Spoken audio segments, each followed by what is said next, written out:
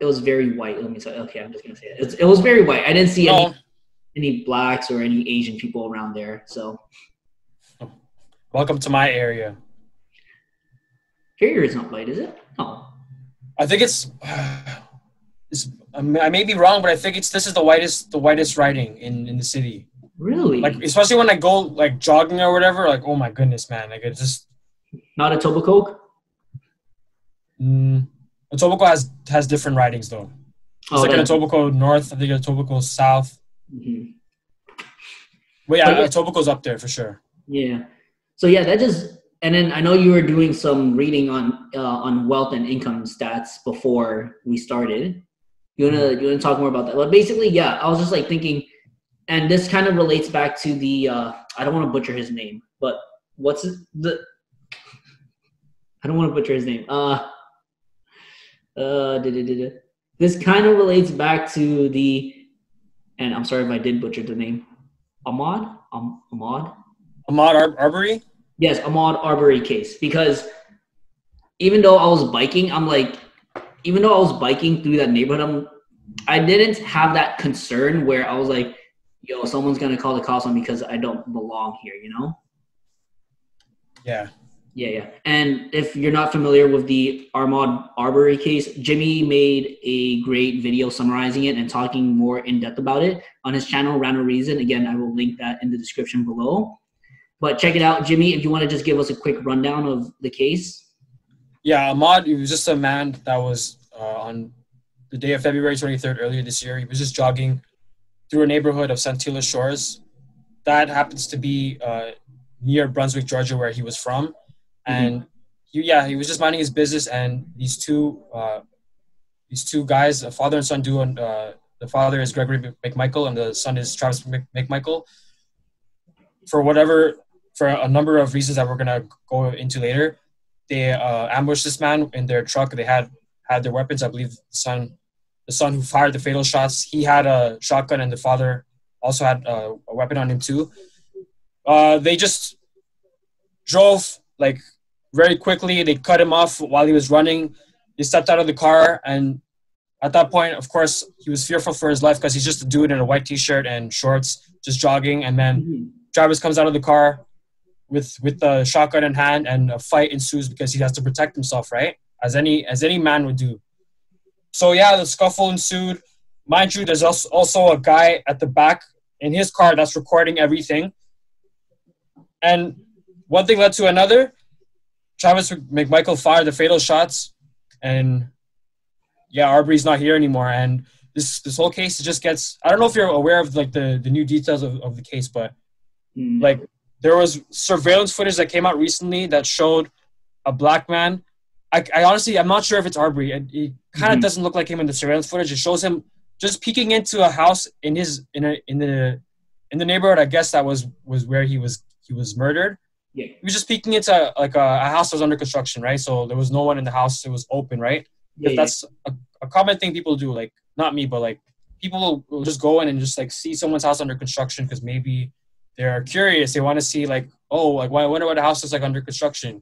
Yeah. Maybe they're trying to get ideas, right? And then they use that. So I'm seeing some people like they're using that surveillance footage to then see, oh, there's more to this story. The guy was probably a burglar. Oh, these guys aren't these racist white supremacists or whatever. Yeah, like they're trying to justify their actions, which is.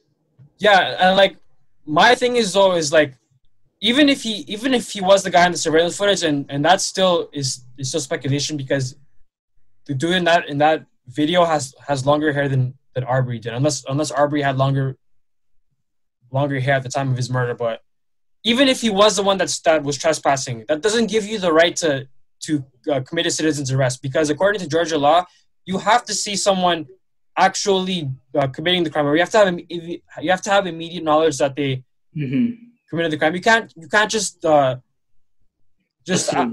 pull something out of your ass and say, oh, I think this guy is the one who committed a burglary. Let's go after him. Like, no, you can't do that. That's just vigilanteism, was what it is. You murdered a guy in cold blood. And I know I was hyperbolic in my video, and it was speculative, and for me to say it's racially motivated. But can you blame me though? It's like No, It's no, the no. I totally South. agree with you. Just because, like in the states, right? In the states, there were what several armed protests about quarantine and lockdown.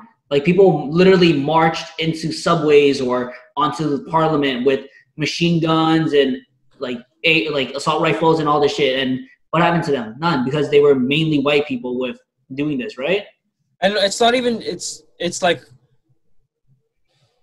it's not even that though. Like just to there's a segment of people like in the States, like even Canada, like, they have this belief that like, oh, America is so equal now. Like, oh man, look, we have people like Oprah, we have people like LeBron James. Racism doesn't exist anymore. You can make it like, yes, to a certain degree, yes, it is more equal than it was, let's say, in the '60s. But there's still a lot of issues. Yeah, yeah. A lot of issues like inner cities that are underfunded. They have poor schooling systems.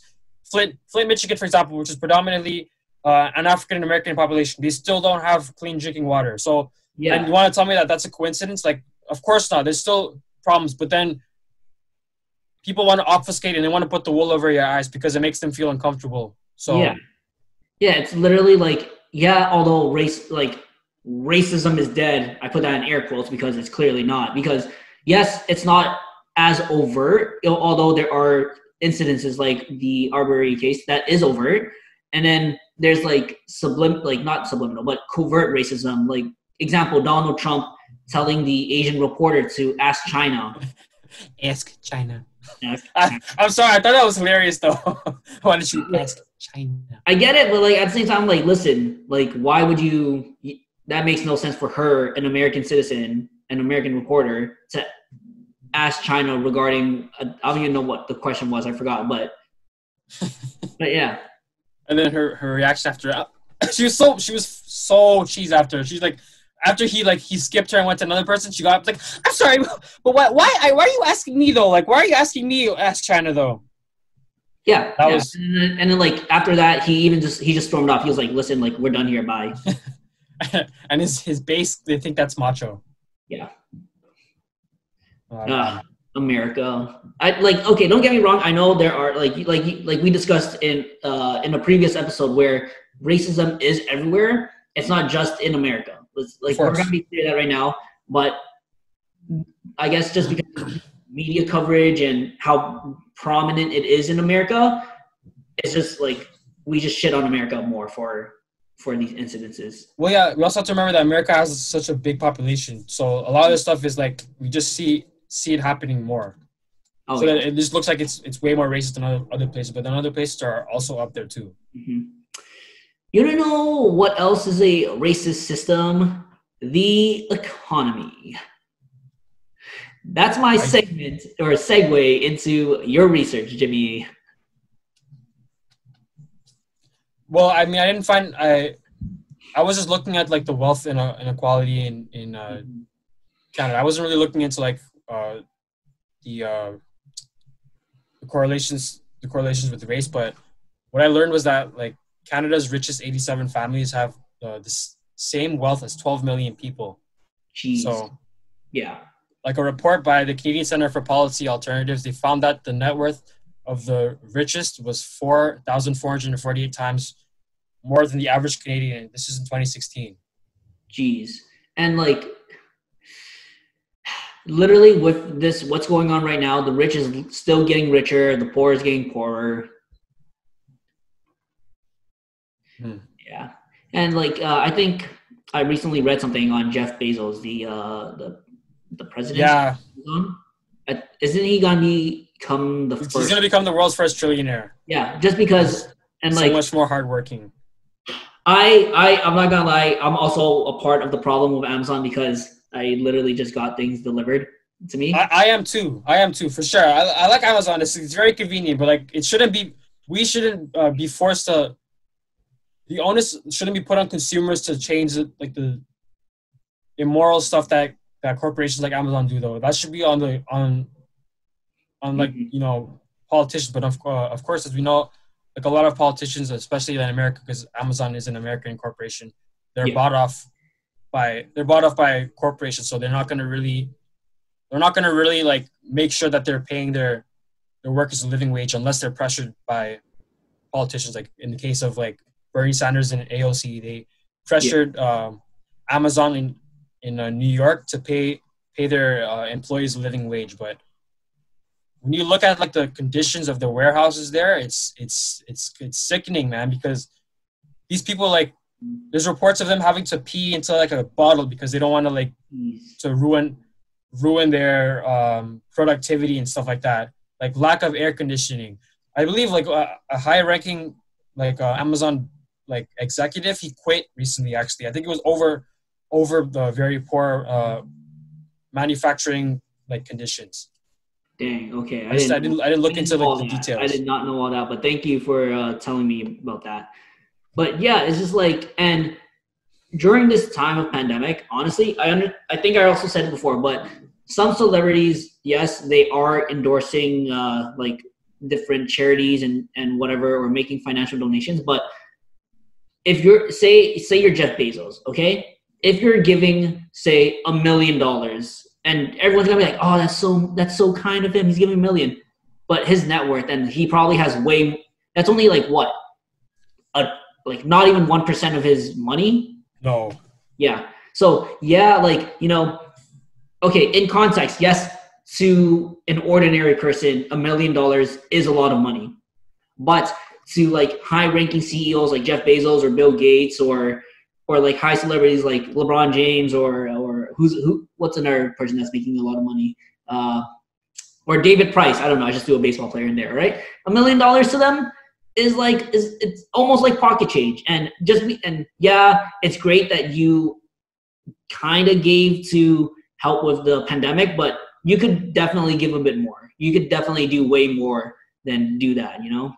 I have no issue with donations. Like, I'm not gonna get mad because Jeff Bezos donated $99 million towards homeless initiatives or anything like that. But at the same time, that's not enough. I don't mean to sound like some kooky socialist or anything, but it really is not enough though, because if you have the working class, at least in America, paying more in let's say income taxes than the top 1%, that's a problem. Mm-hmm.